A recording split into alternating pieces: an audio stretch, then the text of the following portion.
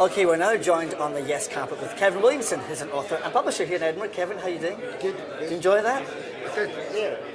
What was the kind of atmosphere in the auditorium like? I think people were positive. People were upbeat. People were quite enjoying the music. The speeches were, some of them were inspiring, some of them were quite business-like. I think the blend of everything, it worked. It definitely worked. You had socialists, Greens, business people, cultural people. Yeah. And I think that kind of mix is exactly what we're going to need for the next 2 years. So that it's not an SNP voice. The campaign is now widened out. So I think it's kind of over to the people of Scotland, isn't it? It's about the communities now to get involved and people to get really behind it. Is it something that you're doing in your community and pushing it out to people you know? I'll be campaigning with people. Personally, I'll be doing stuff from a publishing point of view, music. I'll fit into all the things I've been doing in the past. Yeah. You're very much an activist of independence. What kind of got you started or got you involved in it in the first place? It was actually the 1983 election. You know, someone mentioned the 1992 one. The 83 one was the one when I just thought, like, we're screwed in Scotland. You know, I remember it was a devastating defeat at the time. I was quite young, you know. Yeah. And then 1992 was the turning point. You know, it was like, we're going to have to work here. We have to get everything okay. Yeah. You know, I was independent minded before that, and then became active. So I think 92 for people older, slightly older. It was a turning point. The election in '92 changed everything. And now, I think what today was, it's the culmination. Almost 20 years to the day. Just a couple of weeks, 20 years to the day.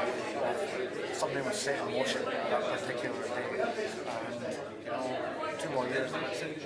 You know, the memories of that whole thing will be over, hopefully, for people in Scotland, for older age, and for younger people, like my kids who are 2 and 1. This is what it's all about, really.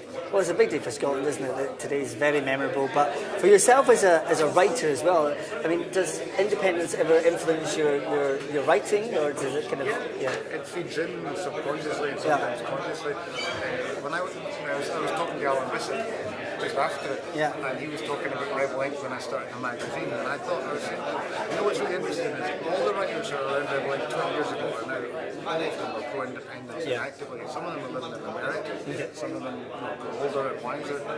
Even ones who weren't even interested in nationalism all come around and that whole layer goes around.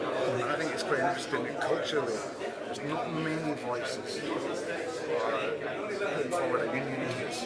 I think the writers are the confidence in the nation. And what would independence mean to the publishing world? Would it ease things for publishers? Would it help it? Would it, what would it bring to it?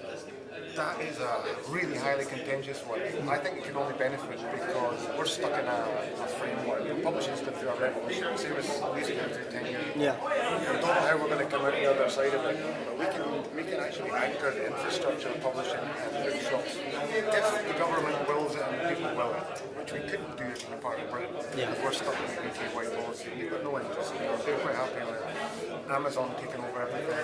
Big publishing, airport novels, for serious writers. Yeah, and Scotland's not about that, and hopefully it won't be as well. Scotland's about ideas as well as entertainment. And independence is about ideas. You know, and today was it's entertainment and there's ideas, so it fits together. You know? And before you go, tell us, what would independence mean to you? I don't actually know what independence would mean to me. To me, it's like a voyage into the unknown. It's an exciting voyage into the unknown. I don't know where I'm going to be next year. I'm starting up a new music company, a new publishing company.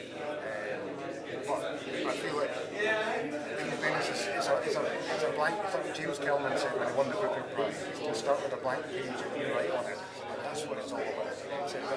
For your creativity and a new canvas. I think that's what it means for me. That's what it will mean for a lot of people. Yeah. Well, today we certainly started to write that book, didn't we? So, thank you very much for joining us. Okay, take care. Thank you very much, Kevin Williamson, author and publisher.